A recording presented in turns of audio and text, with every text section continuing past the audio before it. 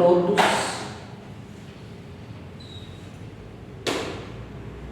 E que Jesus, nosso Mestre, nosso amor de uma grandiosidade tão maravilhosa, e nós então nos sentimos felizes, tranquilos de estarmos nesta casa, São Vicente Paulo, a casa de Jesus. E hoje, particularmente, há umas semanas atrás, assim que eu terminei a palestra, já estava ali na sala, eu encontrei uma amiga querida, trabalhadora da casa, e chegou perto de mim e falou: Lúcia, você tem alguma palestra que fala sobre família? Mas aquela hora não dava muito tempo de eu falar com ela, porque o Márcio, meu marido, estava me aguardando ali fora, mas aquilo entrou na minha cabeça. Aí eu cheguei em casa, daí 2 dias eu falei: ela falou se tinha alguma coisa para falar sobre a família. E hoje, como tema e com muito amor, vamos falar sobre família, atritos e conflitos.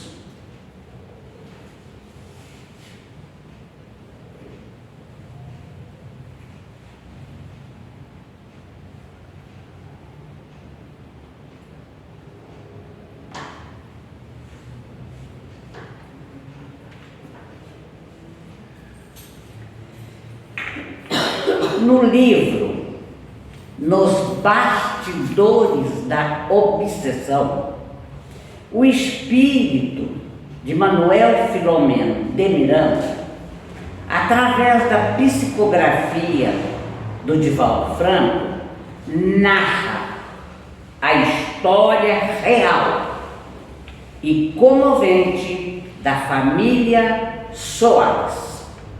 E os fatos narrados aconteceram em 1937 e 1938 em Salvador, Bahia.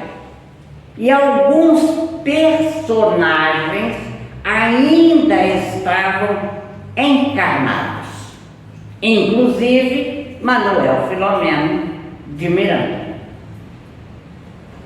Dona Rosa era casada com o senhor Mateus Soares, com quem tivera 6 filhos. E com o nascimento de Mariana, a filha mais nova do casal, a atmosfera do seu lar tornara-se irrespirável, agravando-se à medida que a menina crescia e culminava em ódio surdo e recíproco a explodir com frequência. Quando do nascimento de Mariana, a filha mais nova do casal, a atmosfera do seu lar tornara-se irrespirável, agravando-se à medida que a menina crescia e culminava em ódio surdo e recíproco a explodir com frequência. Quando do nascimento de Mariana, na condição de filha do senhor Mateus, Mateus, sentiu que estranha recordação despertava reminiscências semi-apagadas que o venciam implacavelmente. Mariana, apesar dos 16 anos incompletos, certo dia, lamentavelmente conflito com o pai, o que vinha sempre ocorrendo, se evadira do lar, fazendo ameaças, desfigurada pelo ódio que nutria por ele, pelo pai. A jovem não pretendia mais ficar em casa. Saiu para não mais voltar. Havia uma senhora, Aurelina, que havia trabalhado tempos atrás na casa deles. Foi uma antiga servidora da casa. Encontrou a menina transtornada, sentada numa praça no centro da cidade e com muito carinho e amor a convenceu a voltar para casa. A aversão, a antipatia entre pai e filha crescia dia a dia. E Dona Rosa, a mãe, com cuidado, sempre contornando o problema, com muito carinho e compreensão.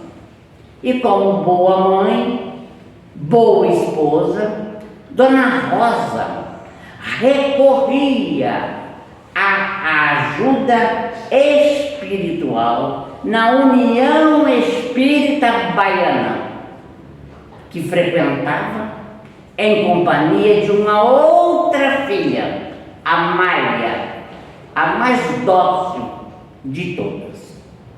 Lá na casa, ela encontrava conforto, encontrava alento para suas aflições diante de situação tão difícil. E as duas, mãe e filha, Dona Rosa e Amália, fervorosas e humildes, participavam das reuniões mediúnicas, socorrendo irmãos desencarnados sob a carinhosa direção do irmão Petitinga.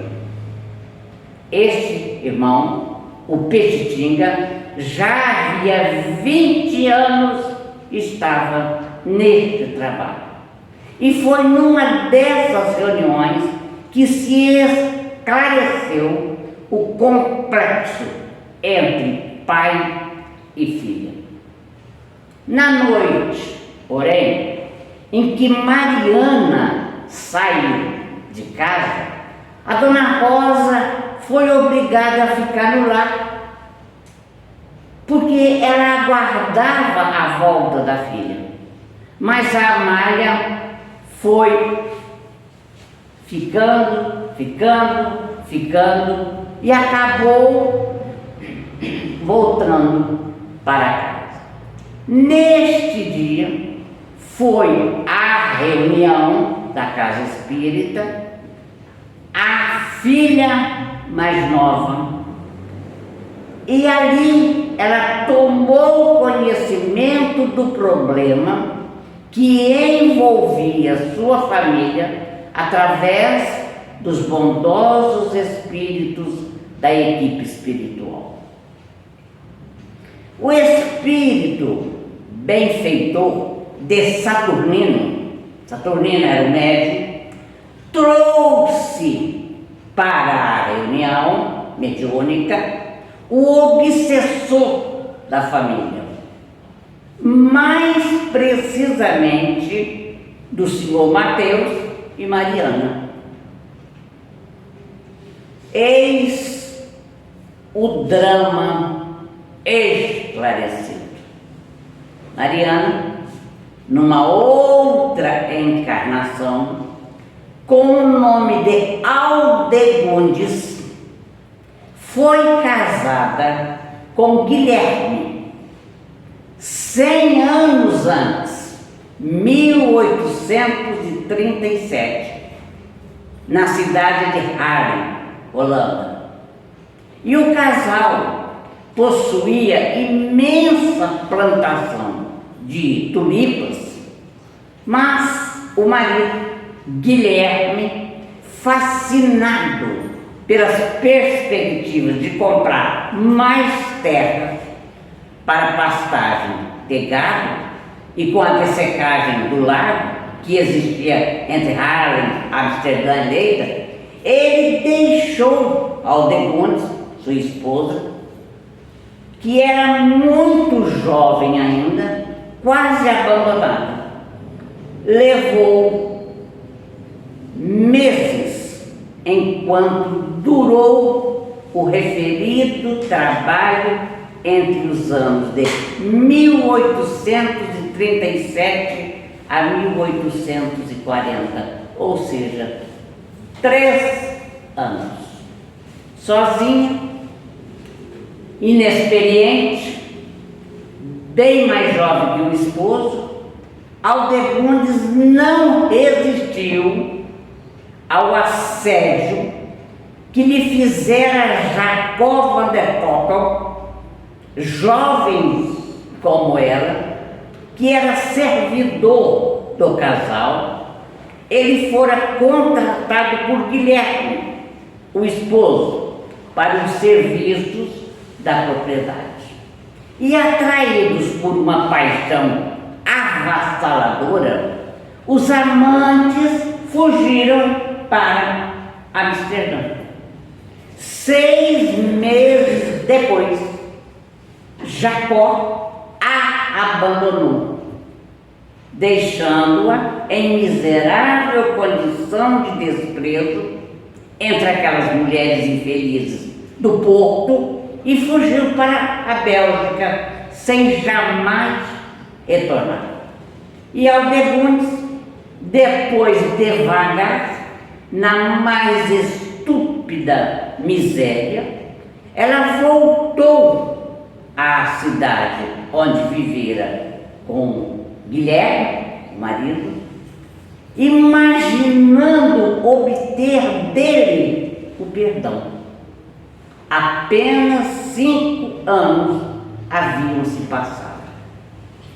E ao chegar à sua residência, à sua propriedade, ela soube da tragédia que causara.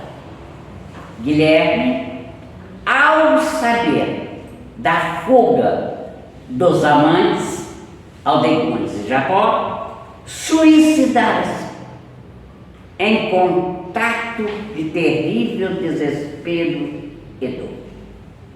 Aldegondes enlouqueceu e, desvairado pelas ruas de Haarlem, foi lançada ao hospício, feito animal numa jaula, onde por longos anos sofreu, até que a morte a libertou para dores muito maiores.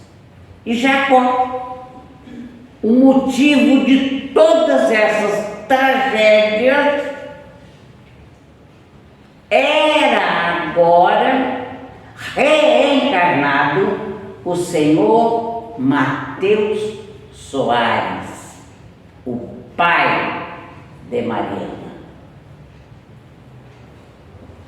Dona Rosa, esposa de Mateus, mãe de Mariana, com toda aquela paciência em comum, foi, numa outra existência próxima do passado, mãe do senhor Mateus, que é o Jacó, mas foi uma mãe descuidada.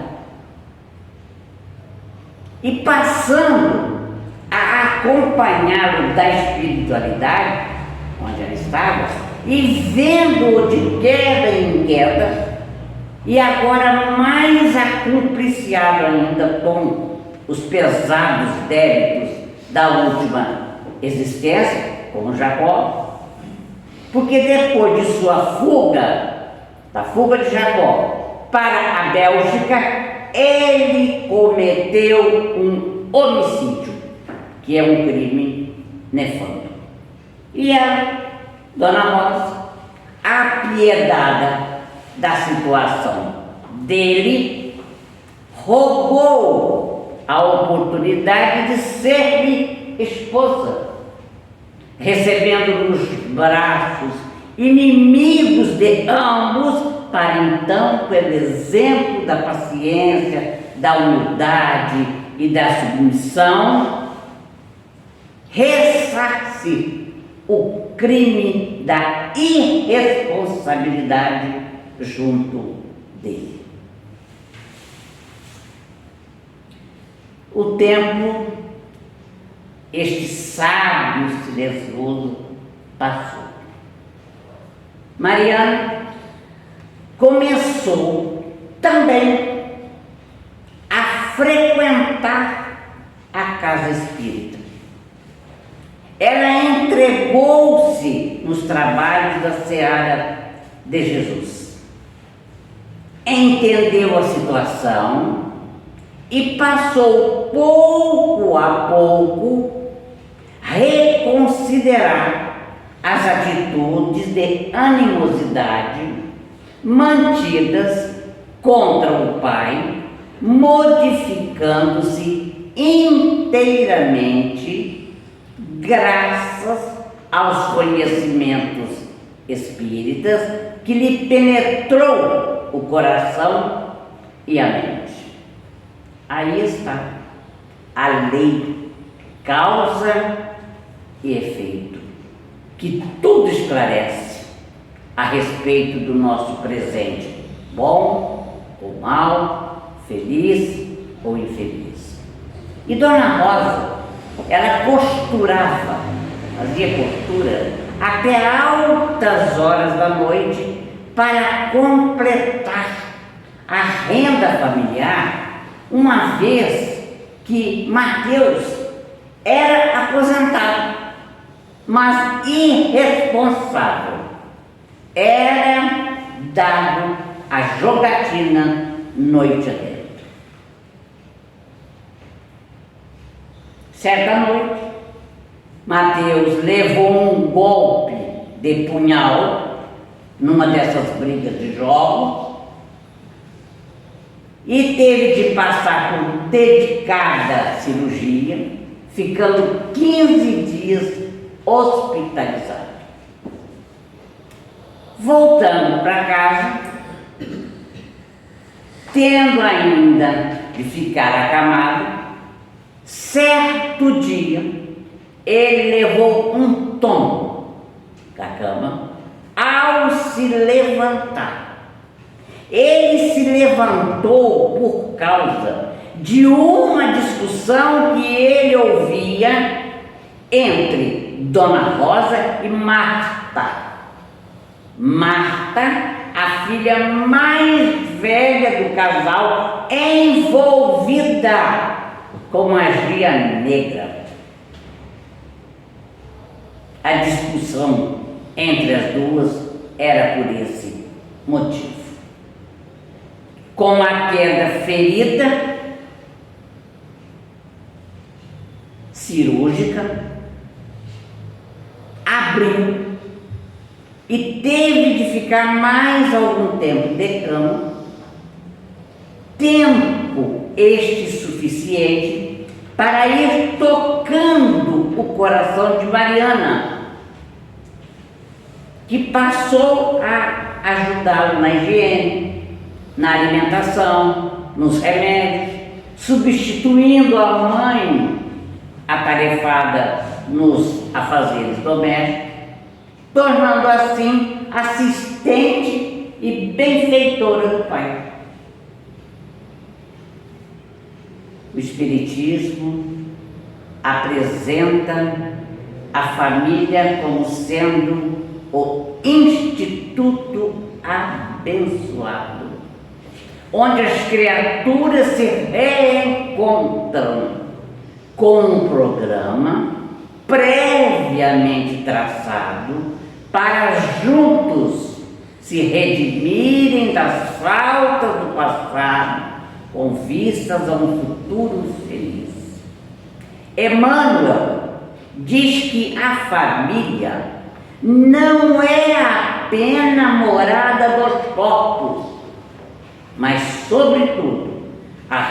residência das almas, um verdadeiro laboratório de experiências reparadoras, na qual a felicidade e a dor se alternam.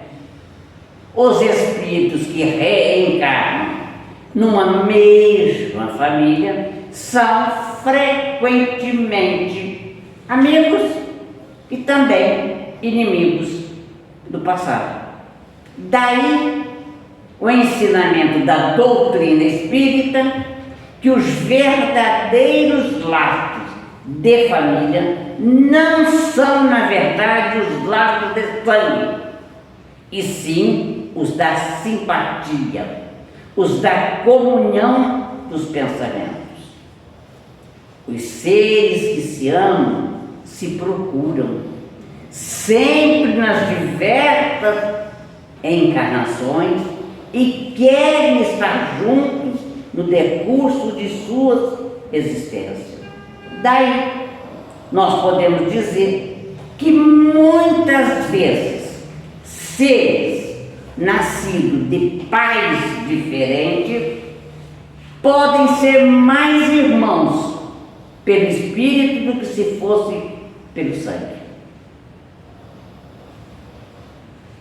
Agora, eu digo, aconselho e com certeza, tudo mais, aqui está muito mais, vocês terão no livro Nos Bastidores da Obsessão.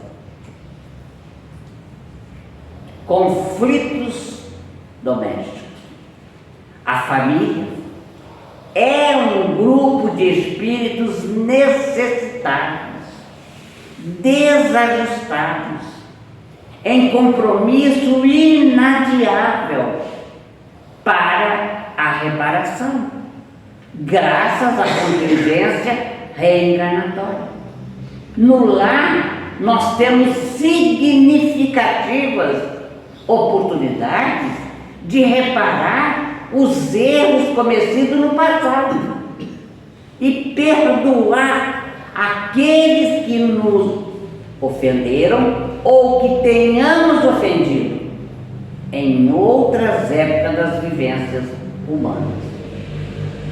O entendimento da reencarnação, e só ela, somente ela, pode explicar e levar-nos a aceitar certas conjunturas decorrentes do passado, apresentadas agora em formas de antipatia, ódio, ciúme entre famílias, como também atrações sexuais doentias entre pais e filhos, entre irmãos, adúlteros, crimes e por aí.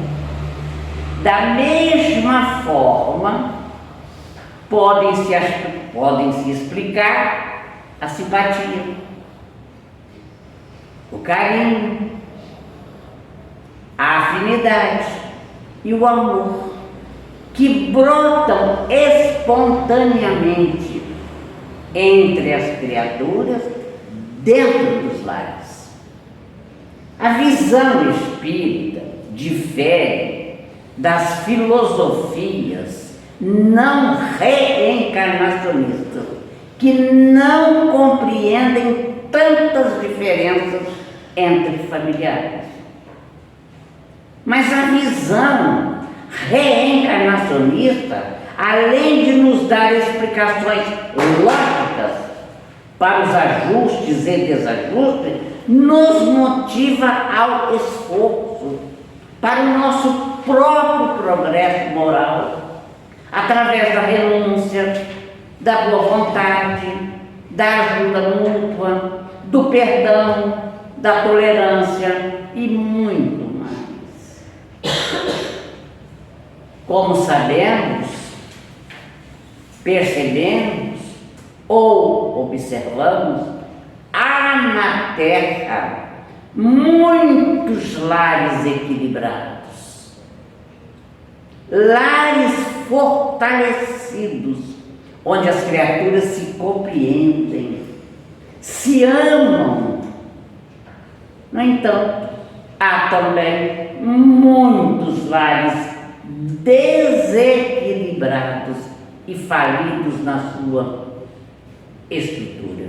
São famílias, problemas, irmãos que se rivalizam, marido e mulher em lamentáveis litígios, inimizade entre pai e filhos, farpas de ódio entre filha e mãe, tempestades verbais em discussões, agressões infelizes de consequências graves, pais enfermos, açoitados por filhos obsidiados, irmãos dependentes sofrendo agressões e recebendo amargos pães sacrificados com vinagre e fel de queixas e recriminações, etc, etc, etc.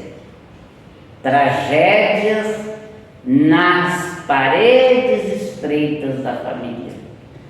Famílias em guerras tiranizantes. Atados por compromissos anteriores retornam ao lar.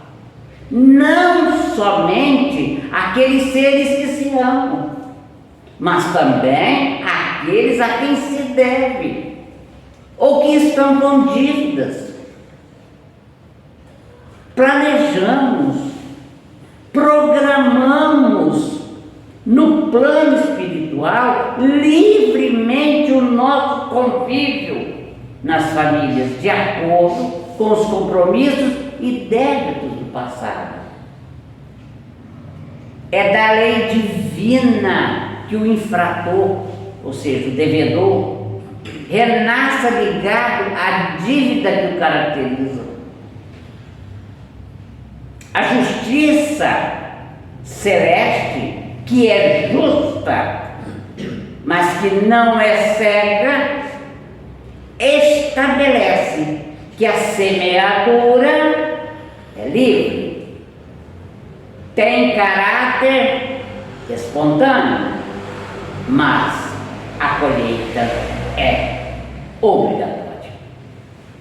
Então, as leis de causa e efeito não funcionam sem razão. Nós passamos a observar que no curso do tempo as existências se intercambiam, se interligam uma com as outras. Estamos novamente com os companheiros do passado.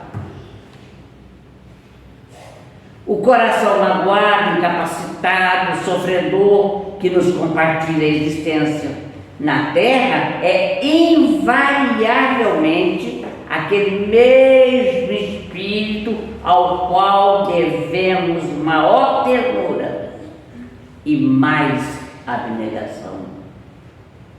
O filho rebelde, como vemos tanto, filho rebelde de hoje é o irmão que prejudicamos ontem e que se revoltou com pretensões de vingança. A filha que agora não se submete a nós é a mesma jovem de antigamente, em cujo sentimento plantamos desespero e revolta. O pai intransigente de agora é o companheiro que escravizamos ontem. A mãe dominante dos dias que correm é a mesma irmã que tratamos sobre os pés. O familiar portador de inquietação e sofrimento é a mesma pessoa que se desequilibrou à custa de nossos erros em épocas passadas e que agora exige reabilitação ao preço de nossos cuidados. O esposo negligente de ontem, hoje recebe no lar a antiga companheira nas vestes da filha ingrata e maldizente. A esposa atormentada que no passado desprezou o lar, recebe nos braços o esposo traído nas roupas do filho insidioso e cruel. Lobos caindo em armadilhas de lobos. Desconsideração de outrora, desrespeito na atualidade, cobradores reencarnados junto às dívidas na província da família, dentro do lar. Vamos melhorar um pouquinho?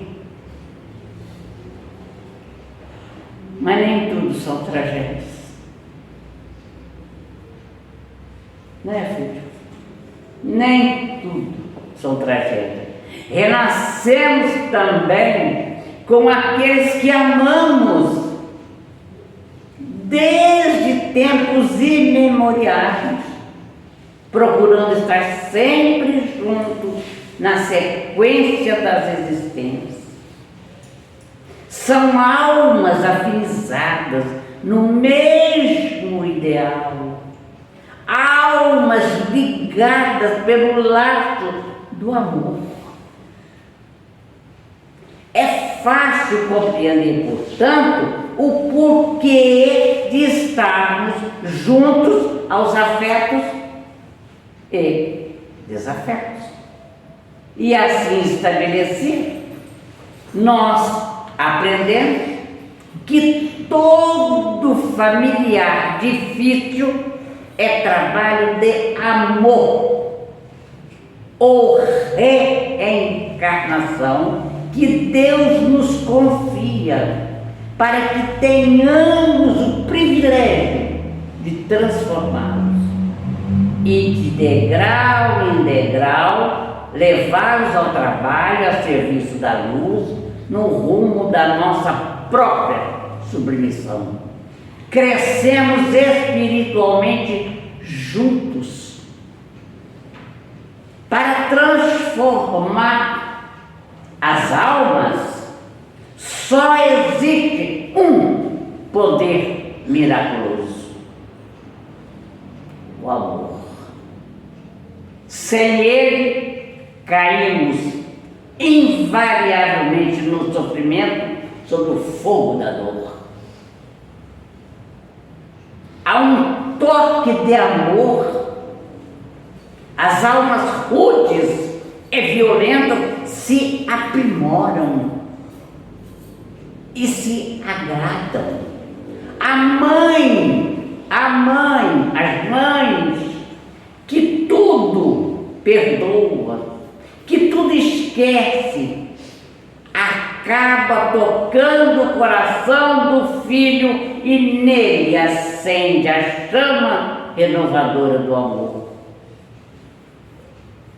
O pai que suporta a rebeldia do filho em nome do amor, dá-lhe lição viva do exemplo que o libertará do passado negativo. Os filhos que amparam, que respeitam os pais, tornam-se amigos afetuosos de quem os acolheu. Então, o amor é a única força capaz de modificar o mundo.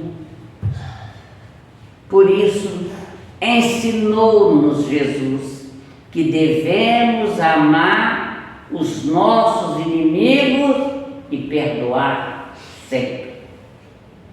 Filhos, familiares, parentes difíceis, são pedintes de amor, que o nosso amor atraiu para nossas vidas. Não são provações, não são apenas provas. Com a moeda do amor se adquirem todos os bens da terra e os incomparáveis tesouros do céu. Quando se tem amor, todas as dificuldades se resolvem. Todas. A benfeitora espiritual Joana de Ângeles, mentora espiritual de Divaldo Franco, nos orienta bondosamente. A benfeitora espiritual Joana de Ângeles nos diz: acende a claridade do Evangelho no lar e ama a tua família problema, exercitando humildade e resignação. E ela continua: não renasceste ali por circunstâncias anacrônicas ou casual.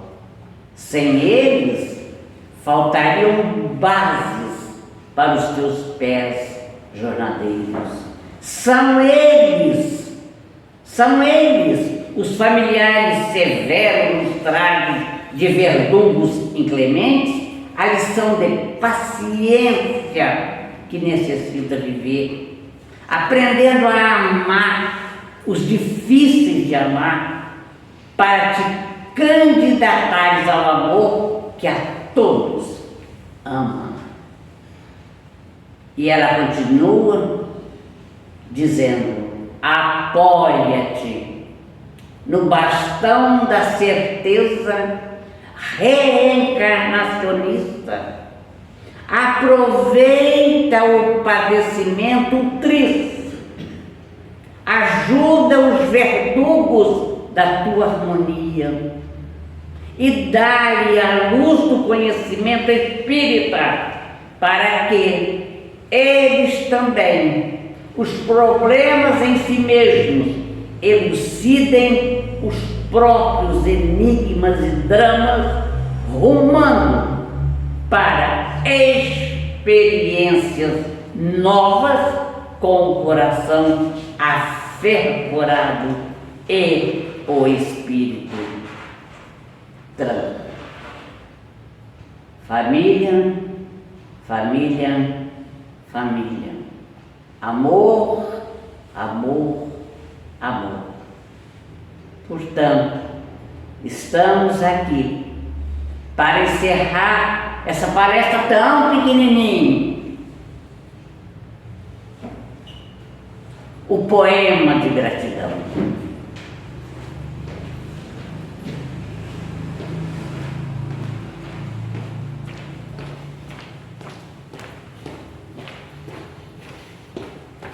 O amigo não falta, não falha.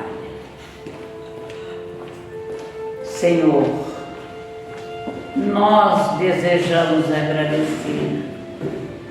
agradecer tudo que nos deste, tudo que nos dás, o ar, o pão, a paz. Gostaríamos de agradecer-te a beleza que vislumbramos nos painéis da natureza, agradecer-te a visão, a felicidade de poder enxergar. Com os olhos, vemos a terra, vemos o céu, detemos no mar. Graças à misericórdia da visão, Senhor, podemos contemplar o nosso amor. No entanto, diante de nossa claridade visual, aos que não têm amanhecer e se debatem nas trevas sem a hora matinal.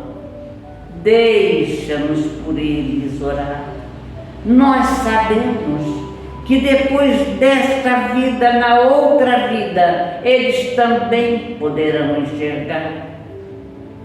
Muito obrigada, Senhor, pelos ouvidos meus, ouvidos que me foram dados por Deus e que ouvem o tamborilar da chuva no terreiro, a melodia do vento nos ramos do salgueiro, as lágrimas que choram nos olhos do mundo inteiro, a voz melancólica do boiadeiro, ouvidos que escutam a melodia do povo que desce do morro à praça cantar, as melodias dos imortais que ouvidas não se esquece jamais. Pela minha faculdade de ouvir, deixa-me, Senhor, pelos surdos pedir.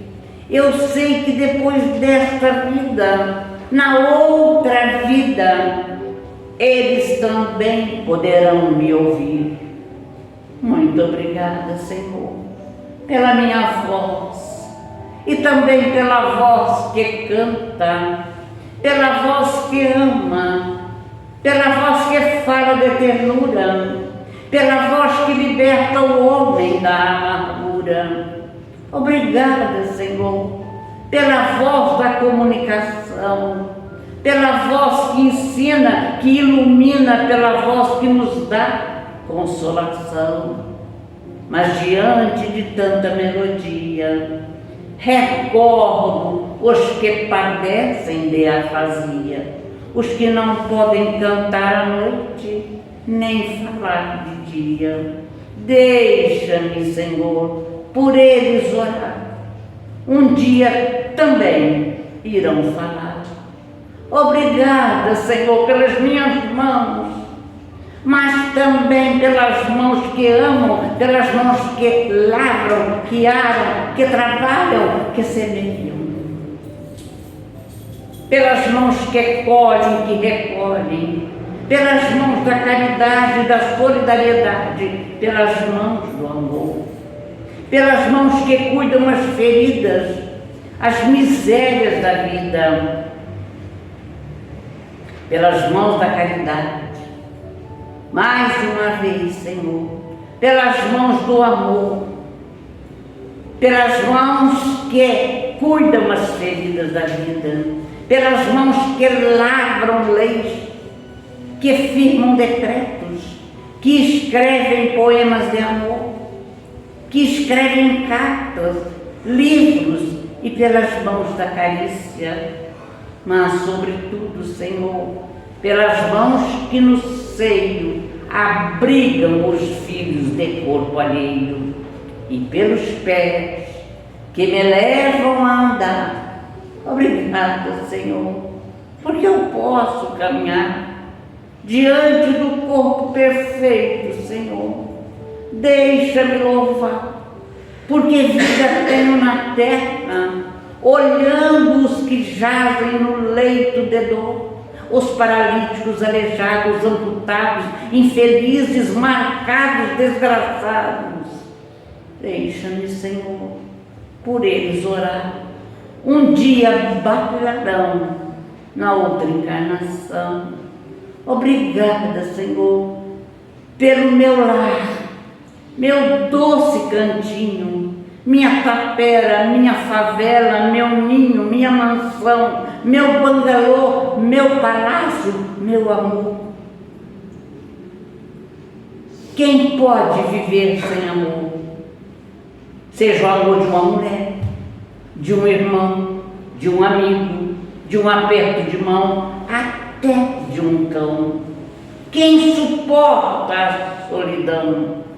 Mas, Senhor, se eu não tiver ninguém, nem um amigo para minha mão estreitar, nem uma cama para deitar, nem lá, nem mesmo lá, Deixa-me, Senhor, dizer-te que tenho a Ti, que amo a vida, que é nobre, colorida. Deixa-me, Senhor, dizer que creio em Ti, dar graças porque nasci. Obrigada, Senhor, pela crença. Muito obrigada, Senhor. Muito obrigada a todos que aqui se encontram, encarnados e desencarnados, nesta maravilhosa lição de vida, de amor, que nos ensina a cada passo pisarmos melhor. Obrigada a todos.